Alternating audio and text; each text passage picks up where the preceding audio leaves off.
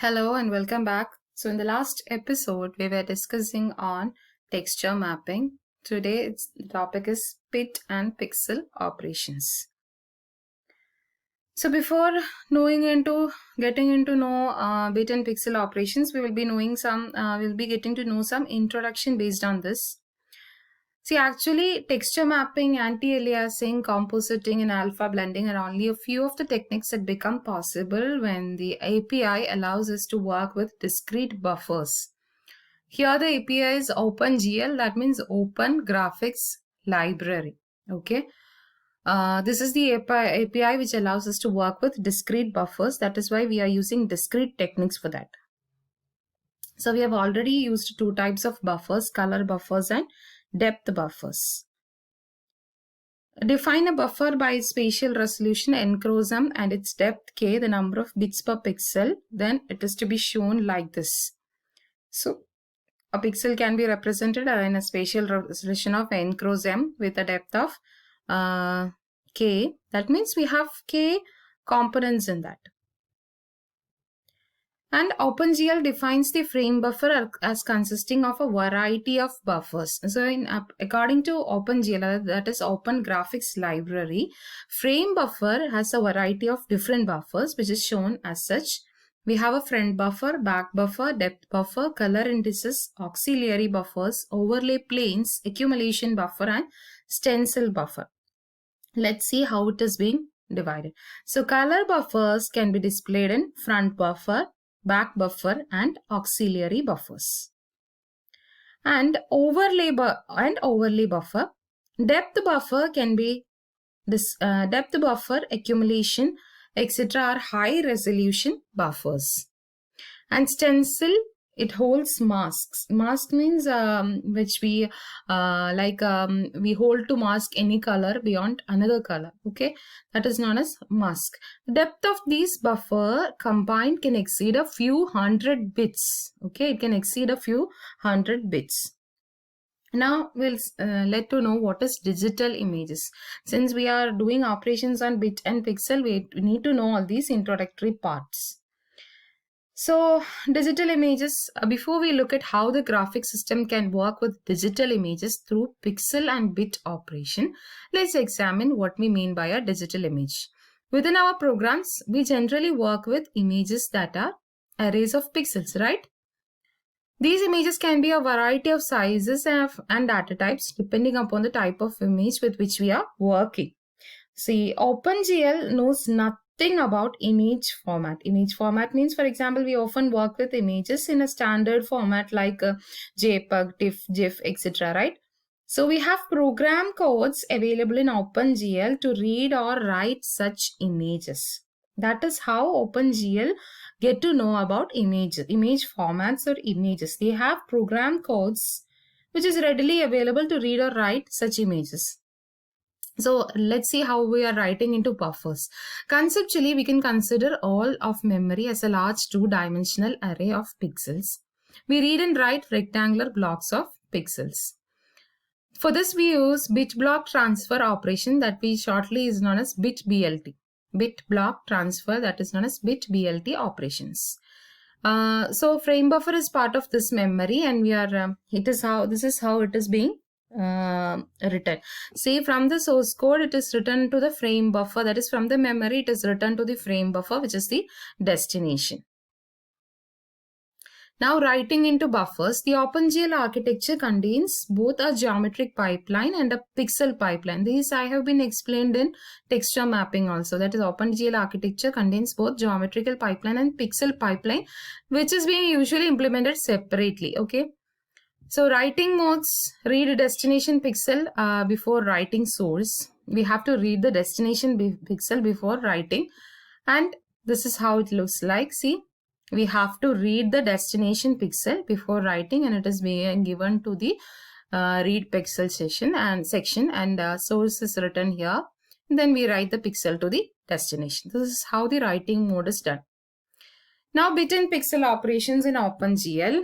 Not only does OpenGL support a separate pixel pipeline and a variety of buffers, but also data can be moved among these buffers and between buffers and the processor memory. So in bound of the buffers also data can be bound, and between buffers and processor memory also data can be moved.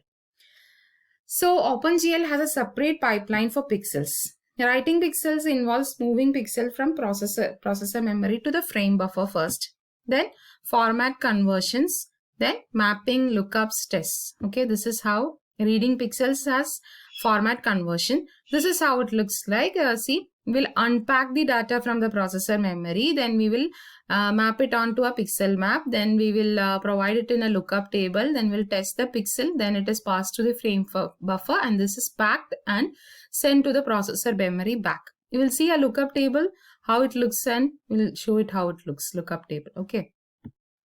OpenGL maintains a raster position as part of the state.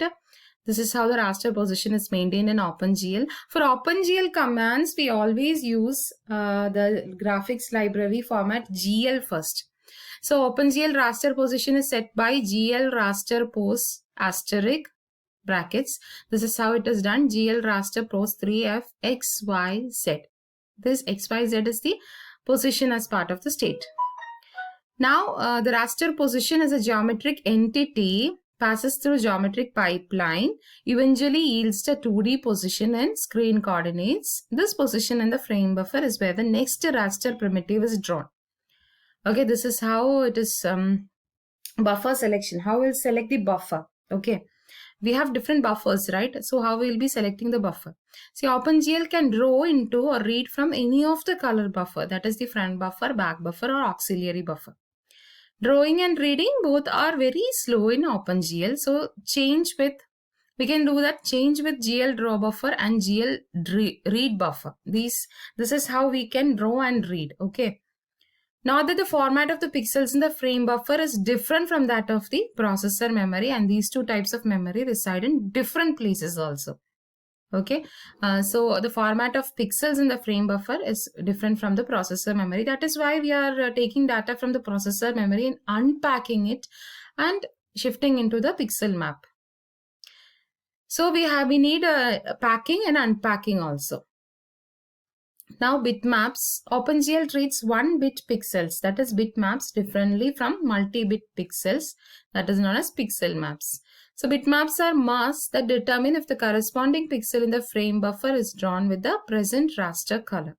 So we'll be having some present raster color in that is being drawn with the bitmaps. That is known as mask, that is we are masking it with another color. So 0 means the color is unchanged and 1 means the color changed based on writing mode. That is known as masking. When the color changes, it is known as masking. So bitmaps are useful for raster text. We have the GLUT font for that, GLUT bitmap 8x30.